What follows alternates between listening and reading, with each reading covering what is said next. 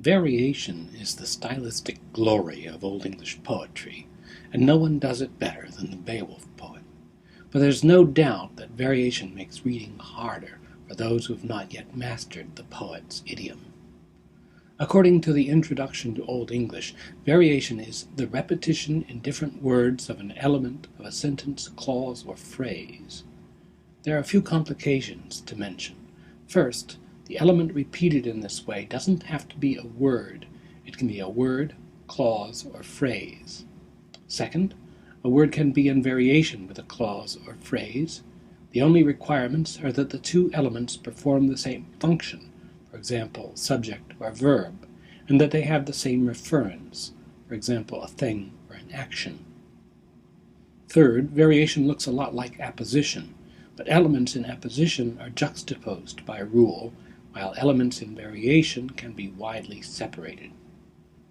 We use apposition all the time in modern English. In a sentence like Frank the baker bakes good cakes, the elements Frank and the baker are in apposition. In Old English poetry, they'd be in variation. But in Old English, the word order could be the same as in modern English, or, say, Frank bakes the baker good cakes. In modern English, we can also have words and phrases in apposition with clauses. In the sentence, we understand the fact that the earth is round, which is perfectly grammatical, though a composition teacher might edit it. The noun phrase, the fact, is in apposition with the noun clause that the earth is round.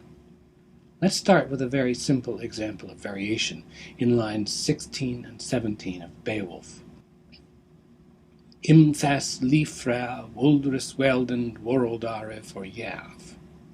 First, remember to resist the temptation to think that a pronoun right at the beginning of the sentence must be the subject.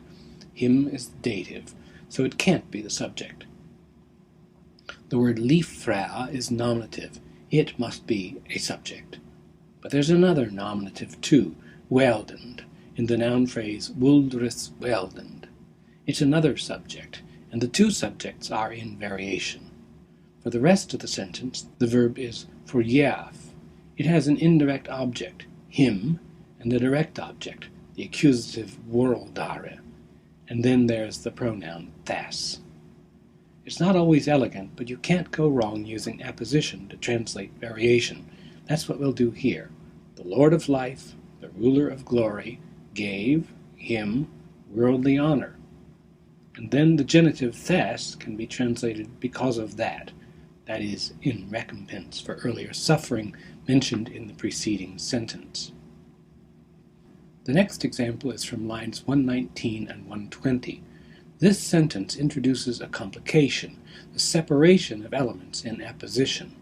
Since the subject is unstated, being carried over from the previous sentence, this whole sentence consists of a verb and two objects.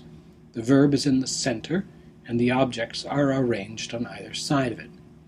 There's controversy about how to interpret this kind of balanced patterning, but there seems little doubt that it's enabled by the flexibility of Old English word order. If an object can come before or after the verb, the poet exploits that fact by placing an object in both places. This doesn't always lead to the kind of balanced pattern we see here, but the Beowulf poet is fond of this kind of patterning, and it's a major feature of his style. The objects in variation are accusative sorge and the noun phrase wohnschaft vera.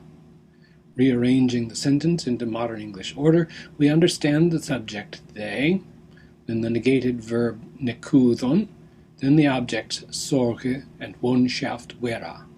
We translate they did not know, sorrow, the misery of men. Our final example, from lines 164 to 166, introduces yet another complication, concurrent variations, in this case two in the same sentence. Let's do our usual thing and rearrange into modern English word order. The sentence starts with an adverb, swa. Then we have two nominative noun phrases in variation, famed man kynnes and atol an genja. These are two subjects of this sentence. Next a verb modified by an adverb, of die fremde. Next the object, the indeclinable fella. This is definitely a word to commit to memory if you haven't done so already.